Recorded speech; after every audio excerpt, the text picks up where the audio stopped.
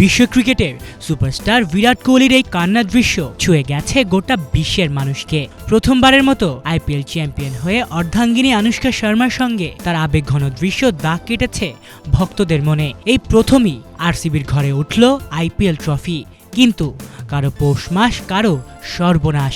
আরসিবির এই ট্রফি জয়ের উৎসব মুহূর্তে রূপ নেয় বিষাদে। আনন্দ দিনে প্রাণ দিতে হলো সমর্থকদের। আইপিএলের ইতিহাসে অবশেষে বহু কাঙ্ক্ষিত ট্রফি জিতেছে রয়্যাল চ্যালেঞ্জার্স বেঙ্গালুরু। 16 বছরের প্রতীক্ষার অবসান। উদযাপন শুরু হয়েছিল শহর জুড়ে, মন উথলে উঠেছিল লাখো সমর্থকের। কিন্তু সেই আনন্দের পরদিনেই নামে বিষাদের ছায়া। বুধবার বিকেলে চিন্নাস্বামী স্টেডিয়ামের বাইরে যেন পরিণত হয় জনসমুদ্রে। কেউ এসেছিলেন পতাকা হাতে, কেউ বা চোখে জল নিয়ে গলা মিলিয়েছিলেন সেই স্লোগানে, ইসবার কাপ নামরু আরসিবি। কিন্তু বিকেল 4:30 নাগাদ সেই স্বপ্ন ভাঙার আওয়াজে থমকে যায় সবকিছু। হঠাৎই শুরু হয় হুড়োহুড়ি।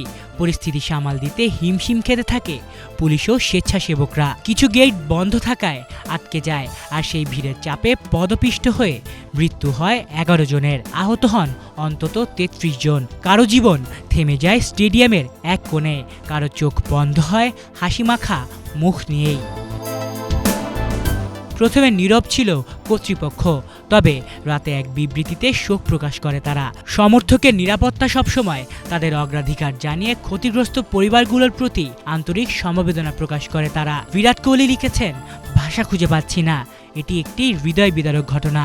এরপর অবশ্য কর্ণাটক ক্রিকেট অ্যাসোসিয়েশন ও আরসিবি যৌথভাবে ঘোষণা করেছে মৃতদের পরিবারকে 5 লক্ষ টাকা করে ক্ষতিপূরণ দেওয়া হবে। কিন্তু সত্যি কি এই টাকা ফিরিয়ে দিতে পারে একটি প্রাণ? আর এসবের মধ্যেই প্রশ্ন উঠেছে, যেখানে বাইরে ঝরে পড়ছে প্রাণ, সেখানে স্টেডিয়ামের ভেতরে বাজছে আলো, বাজনা আর উল্লাস। অনেকেই প্রশ্ন তুলছেন, একটু থেমে যাওয়াও কি সম্ভব ছিল না?